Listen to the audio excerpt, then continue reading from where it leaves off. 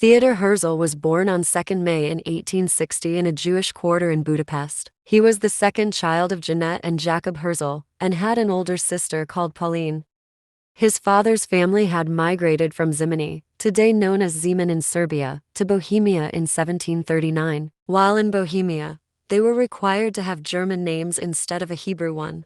So they changed their family name from Lobel, a Hebrew name meaning heart, to a German family name Herzl, meaning little heart in German language. Herzl came from a good family background. His father was a successful businessman and they lived in a good neighborhood in the middle of Budapest city, next to the Donai Street Synagogue previously known as Tabak Synagogue. Unfortunately, his family suffered a loss in 1878 when his older sister Pauline died due to typhus. After the death of his sister, his family moved to Vienna in Austria. In high school, Herzl aspired to be a builder. He was inspired by Ferdinand de Lesseps, who built the Suez Canal in Egypt connecting the Mediterranean Sea to the Red Sea in 1859, and it took 10 years to complete. Herzl wasn't able to perform well in sciences, so he couldn't follow in Ferdinand de Lesseps' footsteps, but he did well in poetry and humanities, which later helped him find his passion.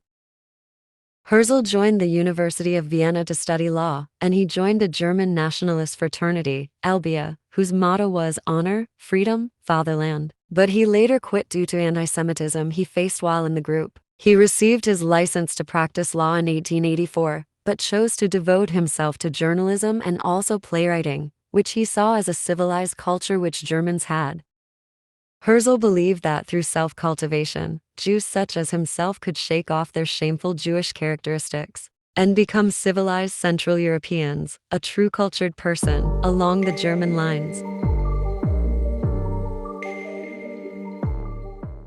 Herzl married Julie Naschauer, daughter of a wealthy Jewish businessman in Vienna, and they were blessed with 3 children, a daughter named Pauline, a son named Hans, and the last child was a girl named Trude.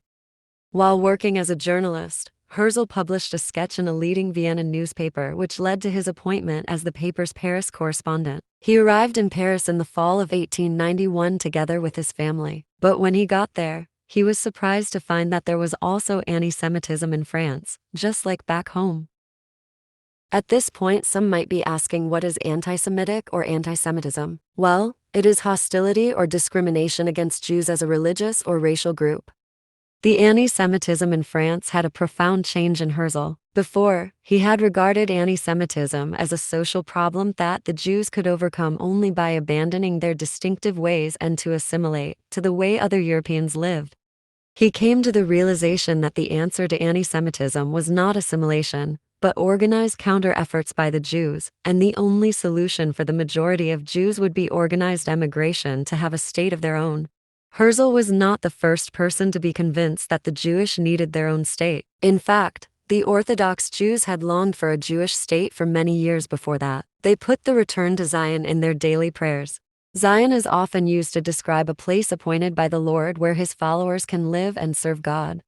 There are different types of Zionism. There is practical, synthetic, labor, liberal, revisionist, religious, cultural, revolutionary, reform, and lastly political Zionism. Herzl saw there was a need for a political organization to rally the Jews under a flag of their own rather than the other types of Zionism, for he believed political Zionism would be more effective. And so he approached Baron Maurice de Hirsch, one of the wealthiest men at the time and the founder of Jewish Colonization Association, whose aim was to settle Jews from Russia and Romania and Argentina. Baron was also a philanthropist, and he assisted the Jewish immigrants settle in different countries. So when Herzl told him that they needed a political approach rather than philanthropic acts like his, Baron didn't want to hear anything else from him. Without the backing of Baron, he wrote and published a book called The Jewish State, where he envisioned the founding of a future independent Jewish state during the 20th century. In his book, he argued that the best way to avoid anti-Semitism in Europe was to create this independent Jewish state. The book encouraged Jews to purchase land in Palestine, considered to be the historic homeland of the Jews, although the possibility of a Jewish state in Argentina is also considered. Herzl's ideas spread rapidly throughout the Jewish world and attracted international attention. Jews from the Havi Zion immediately allied themselves with him, but he also encountered bitter opposition from members of the Orthodox Jews and those seeking to integrate in non-Jewish society. In 1897, he planned the first Zionist Congress in Basel, Switzerland, and was elected the president of Congress. He later began a series of diplomatic initiatives to build support for a Jewish country. Between 1902 to 1903, Herzl was invited to give evidence before the British Royal Commission on Alien Immigration. His appearance brought him into close contact with members of the British government, particularly with Colonial Secretary Joseph Chamberlain. When Herzl met Chamberlain, he proposed a plan for Jewish settlement in Cyprus, the Sinai Peninsula, or Yel Arish. However, Chamberlain deemed Herzl's proposal impractical since these territories were either inhabited or not under British control. Chamberlain later proposed to Herzl the idea of a Jewish homeland in East Africa in the Mo region in today's Kenya under the Uganda scheme, after Chamberlain visited colonial British Kenya in 1902. Initially, Herzl wasn't interested in the offer of a Jewish homeland in East Africa, as his focus was primarily on Palestine and its surrounding area, but he agreed to it, and he presented it to the Sixth Zionist Congress in August 1903.